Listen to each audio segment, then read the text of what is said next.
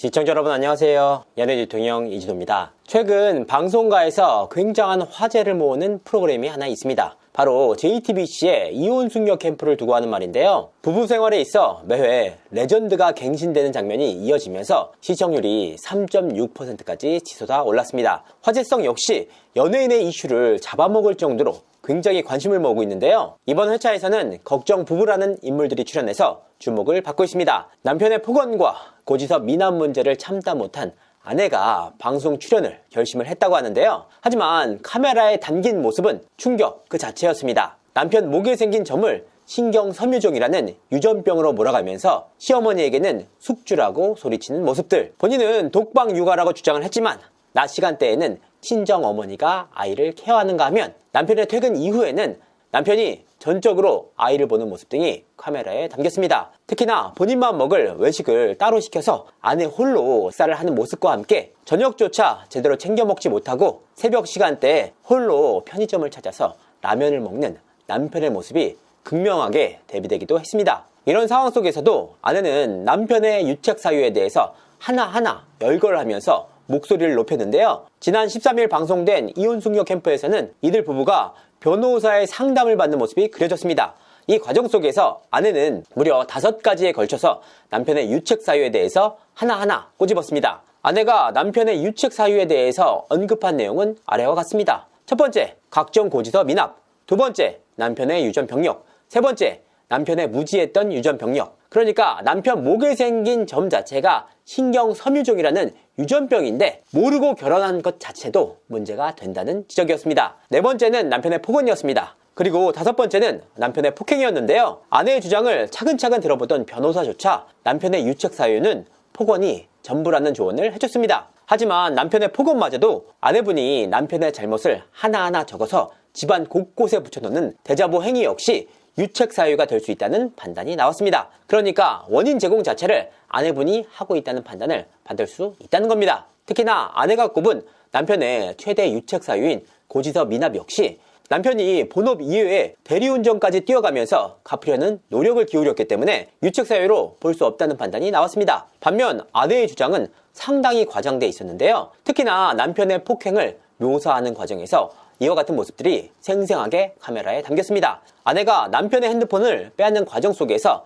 이 핸드폰이 광대뼈에 스쳤지만 이 부분을 두고 핸드폰으로 광대를 찍었다라고 표현을 했습니다. 여기서 끝이 아니었는데요. 촬영 이동 과정에서 이들 부부는 다툼이 있었던 것으로 보입니다. 이 과정 속에서 아내가 차에서 내리겠다라는 의사를 표현했다고 하는데요. 남편은 정차한 상황에서 차 문을 열어서 내려라 라고 말을 했다고 합니다. 이런 과정을 두고 아내분은 달리는 차 안에서 본인과 아이들을 끌어내렸다라고 표현을 했습니다. 결국 아내의 주장들은 법적인 효력 안에서 객관적인 행위로 인정받기 어렵다는 판단이 나왔는데요. 결국 아내가 마지막으로 들고 왔던 카드는 바로 각서였습니다. 남편이 문제가 생길 때마다 써줬던 각서라고 하는데요. 그런데 그 각서에서마저도 아내의 35번째 생일에 에르메스 가방을 선물한다라는 내용이 담기기도 했습니다. 결국 각서 내에 쓰여진 내용들에 대해서 법적 효력을 인정받기 어렵다는 조언이 나왔는데요. 이와 같은 모습을 지켜본 남편 측 변호사조차 이혼 의사가 전혀 없다는 남편에게 그래도 이혼을 한번 생각해 보시라 라고 조언할 정도였습니다. 사상 초유의 조언이기도 했는데요. 너무나도 큰 화제성 속에서 저 역시 이들 부부에 대한 취재를 한번 해봤습니다.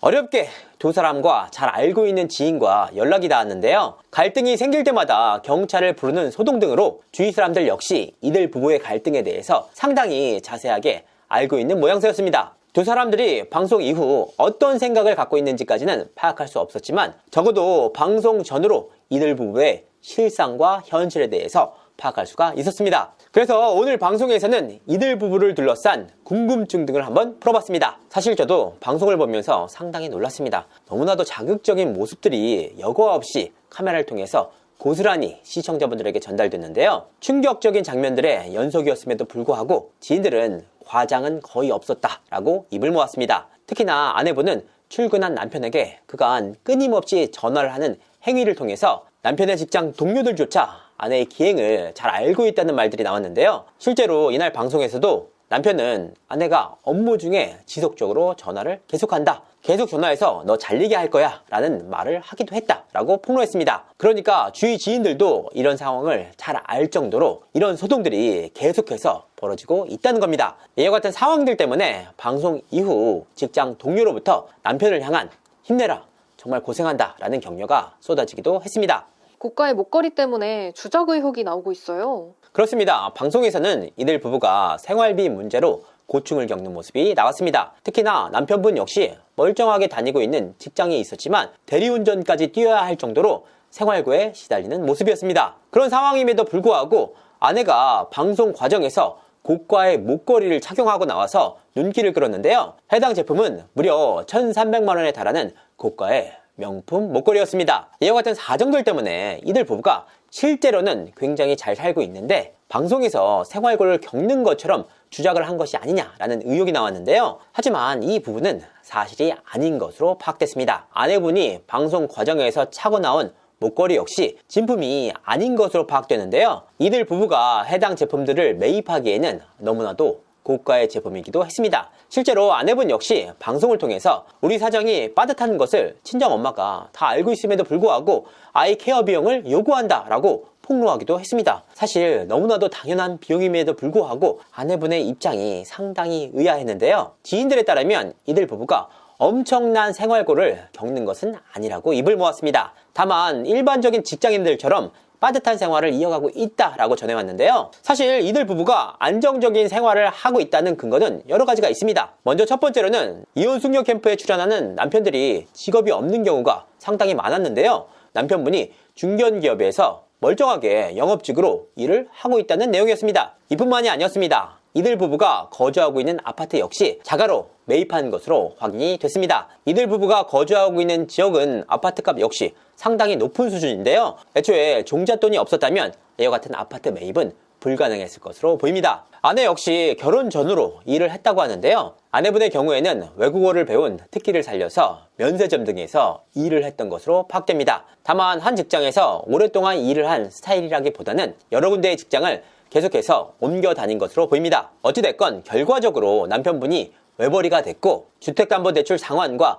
병원비 문제로 인해서 빠듯한 생활을 이어가고 있는 것으로 보입니다. 이 과정에서 경제적인 문제를 해결하기 위해서 남편분이 대리까지 뛰면서 가정생활을 위해 노력을 했던 겁니다. 사실 그렇습니다. 워낙 충격적인 장면들의 연속이었다 보니 남편 집안에서는 해당 방송을 보면 충격을 받을 수밖에 없는 상황이었습니다. 그런데 지인들에 따르면 오히려 남편 집안 쪽에서는 방송 이후에도 굉장히 담담한 모습이었다고 합니다. 여기에는 이유가 있었다고 하는데요. 이미 방송 이전부터 고부 갈등이 심각한 수준의 상황이었기 때문에 시어머니가 아들의 결혼 생활에 대해서 이미 파악하고 있는 모습이었다고 합니다. 그도 그럴 것이 아내분이 시어머니를 향해서 숙주라고 부를 정도 아니었습니까? 일각에서는 시어머니가 아들의 결혼 생활 자체를 포기한 것 같다라는 말도 나왔습니다. 다만 확인을 해보니까 남편 쪽 집안의 평판이 상당히 좋은 편이었는데요. 방송 이후 남편의 아버지, 즉 시아버지가 서울대 출신인데다가 프랑스에서도 생활을 했다라는 말들이 나왔습니다. 확인을 해보니까 이 부분은 사실이었습니다.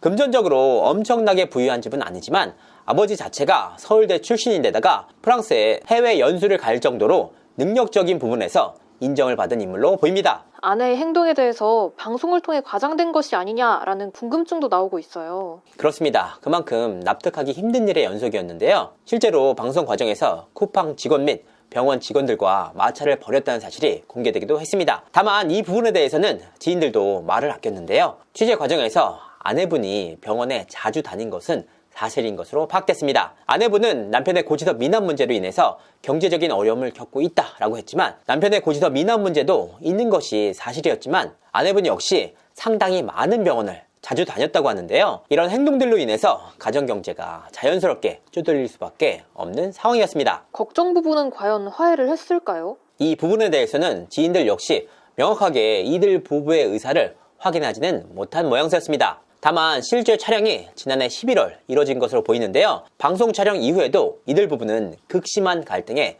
시달린 것으로 보입니다. 실제로 이혼 숙녀 캠프 방송 이후 걱정 부부를 리뷰하는 한 유튜버의 라이브 방송이 진행되기도 했었는데요. 이 과정 속에서 아내로 추정되는 인물이 남편이 장모를 때려서 응급실에 갔다라고 폭로하기도 했습니다. 해당 인물이 실제로 걱정 아내인지까지는 파악되지 않았습니다. 다만 공교롭게도 해당 유튜버의 라이브 방송 전후로 이들 부부가 경찰을 부를 정도로 소동을 빚은 것으로 전해졌습니다. 특히나 방송 이후 아내분은 상당히 큰 충격을 받은 모양새라고 하는데요. 애초에 폭언 및 고지서 미납 등의 문제로 남편의 유책 사유를 입증하기 위해서 아내분이 방송 출연을 결심했던 터라 예상치 못한 시청자들의 반응에 당황을 하고 있는 모양새입니다. 아내분께서는 방송에 나왔던 대부분의 문제들에 대해서 억울하다라는 입장을 보인 것으로 알려졌습니다. 사실 방송 내용 자체가 워낙 파급력 있게 전해지다 보니까 이들 부부를 둘러싼 목격담이나 지인들의 썰 등이 인터넷을 통해 빠르게 확산이 되고 있는 모양새인데요. 지인 PCL의 경우에는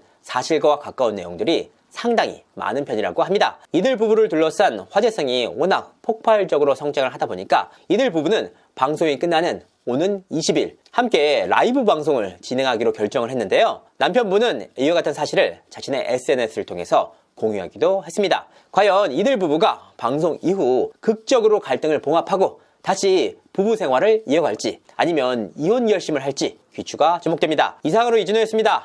감사합니다.